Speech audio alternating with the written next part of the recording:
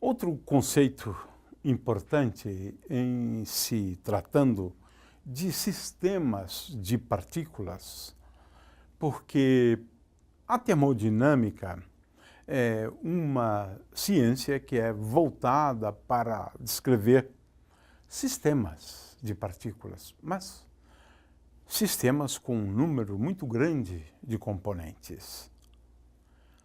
O fato é que, tendo em vista isto, é importante que se entenda o conceito de estado de um sistema. Ora, de que sistema nós estamos falando?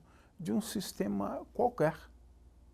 Pode ser um sistema contendo uma partícula ou um sistema contendo 10 elevado à potência 20 partículas.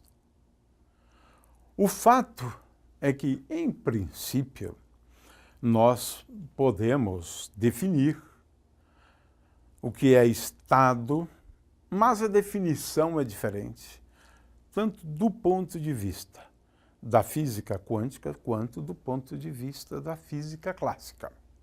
Ora, digamos que o sistema esteja num determinado estado. Como é que nós caracterizamos o estado, né, de um sistema físico? Na física clássica, nós representamos o estado de um sistema, o estado A, utilizando a física quântica, de forma que esse aqui é um estado que poderíamos chamar de estado quântico do sistema. O que faz a diferença? Essa flecha aqui, estado, leia-se estado A do sistema, mas levando em conta a física quântica. De outra forma, representamos assim: estado A do sistema, levando em conta a física clássica, de forma que é o estado clássico. A forma de caracterizar estados é diferente na física quântica e na física clássica.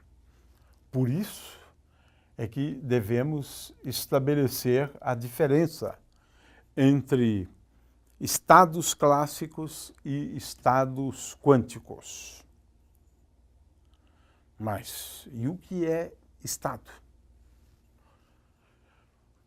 Estado é uma forma da gente caracterizar um sistema de tal forma que aqui eu coloque todas as informações relevantes para caracterizar o sistema inteiramente.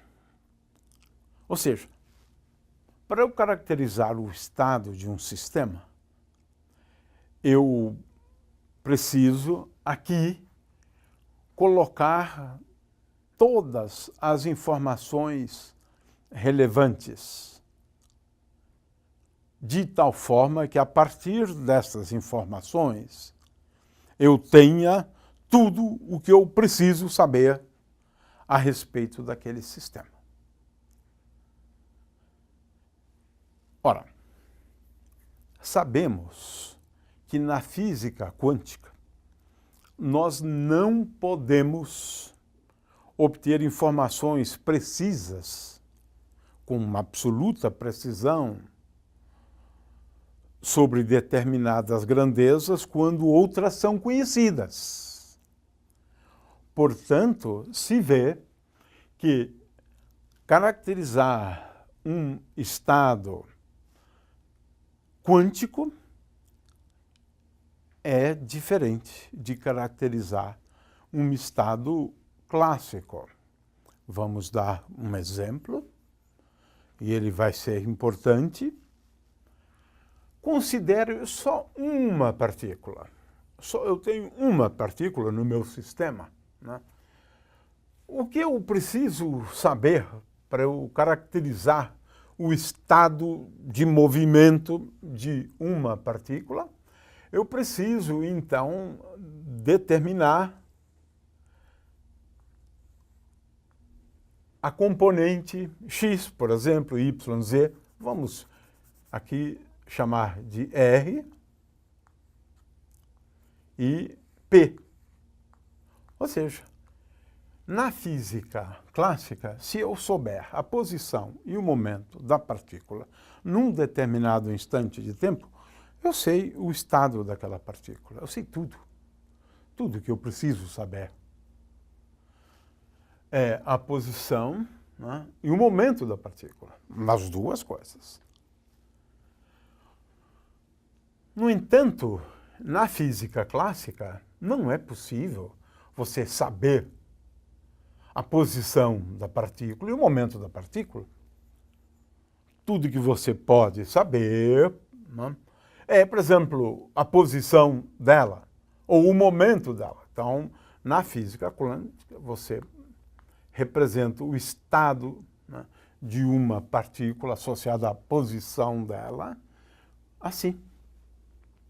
É claro que eu posso ter, além dessas grandezas aqui, eu posso ter, por exemplo, a energia da partícula, é uma outra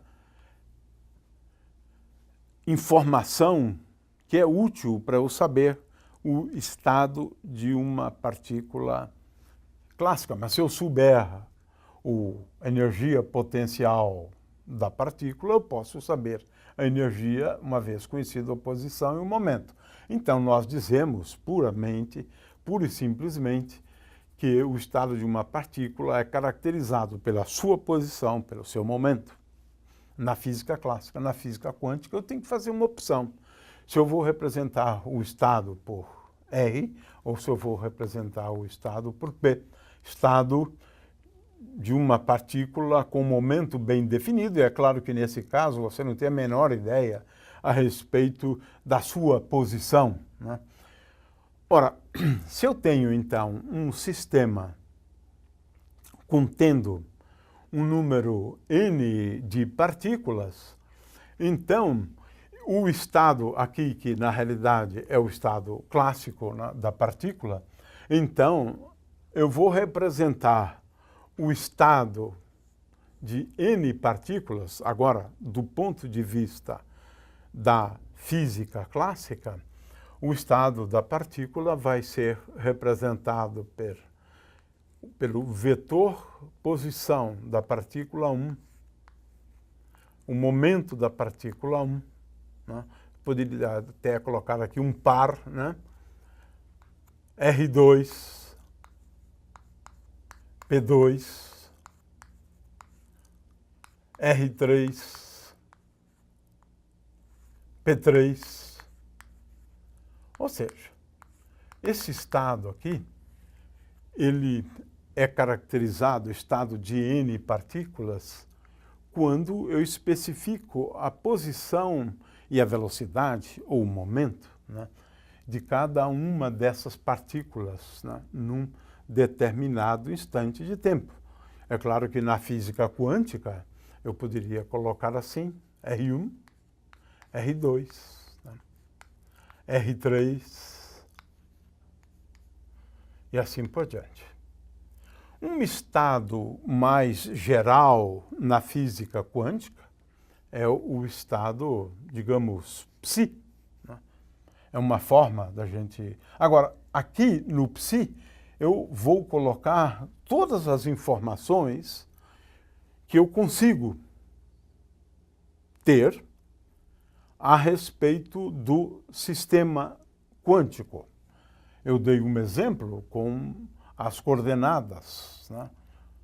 No caso da física clássica, tenho a posição e o momento da partícula. De forma que, em princípio, o estado de um sistema contendo N partículas, por exemplo, na física clássica, bastaria que eu soubesse a velocidade e a posição da partícula em cada instante de tempo, o que não é o caso na física quântica. Esse conceito de estado, ele tem um papel extremamente relevante na hora que a gente vai definir uma grandeza física fundamental da termodinâmica e, de novo, de toda a ciência, que é a entropia, porque a entropia está relacionada ao número de estados acessíveis ao sistema. Nós vamos depois falar um pouco sobre isso, porque o conceito de número de estados acessíveis ao sistema, para um sistema de energia E, quantos estados estão acessíveis a essas N partículas? De forma que caracterizar o estado é importante para a gente determinar essa grandeza física, que é a entropia, no caso clássico. Também associado a esse conceito de estado de um sistema, especialmente na física clássica, nós introduzimos o conceito de espaço de fase. O que é o espaço de fase? Vamos começar falando do espaço físico. No caso do espaço físico, usualmente a gente indica a posição de uma partícula no espaço físico em 3 dimensões, em 3D, a partir das coordenadas do vetor posição.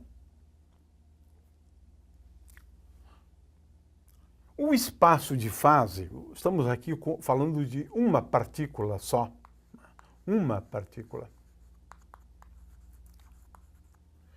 De forma que esse espaço aqui, em 3 dimensões, onde eu atribuo as coordenadas x, y e z,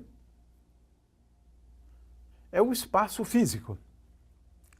Agora vamos imaginar, já que o que caracteriza o estado de uma partícula é o conhecimento não só da posição, como do momento.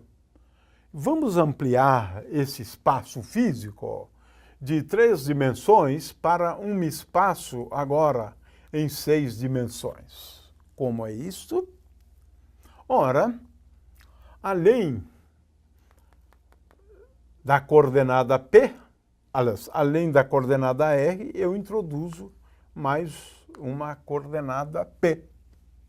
As componentes, então, de R e P nesse espaço, e esse espaço agora, veja, passa a ser um espaço de 6 dimensões, porque aqui eu tenho 3 mais 3, um espaço em 6 dimensões.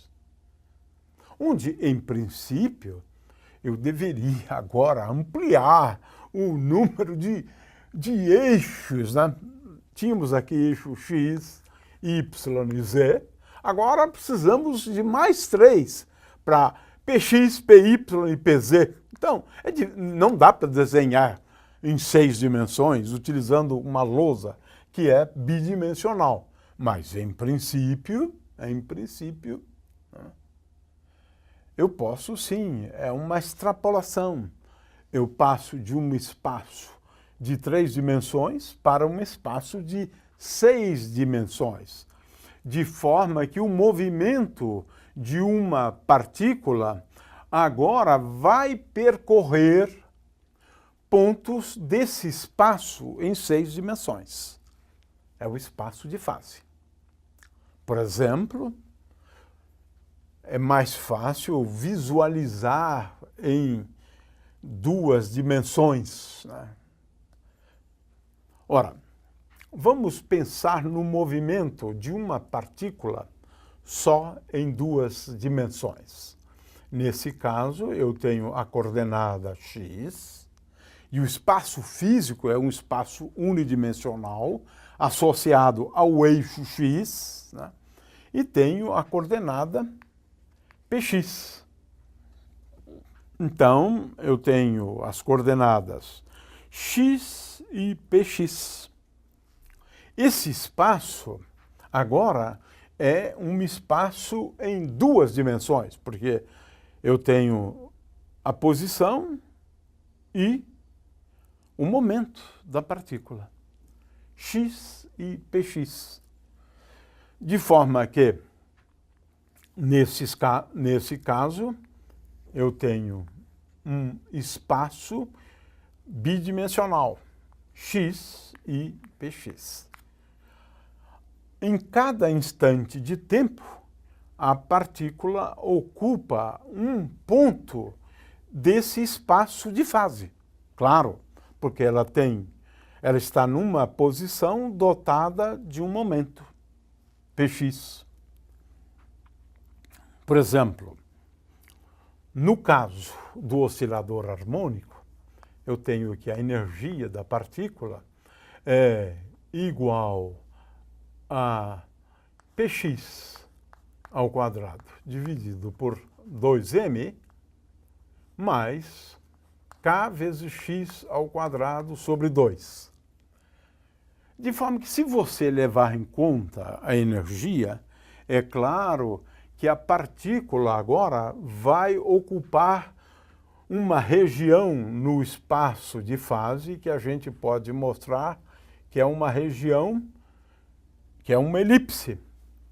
Então, uma partícula em uma dimensão, quando ela se move ao longo do eixo x, o espaço de fase tem duas dimensões, x e px, e a partícula percorre uma região desse espaço de fase. Raramente, por considerações de energia, né, raramente ela está livre para percorrer todo o espaço de fase, levando em conta a conservação da energia, né, de forma que isso impõe uma certa restrição sobre a região, né, do espaço de fase onde eu vou poder encontrar a partícula. Vamos agora generalizar, né?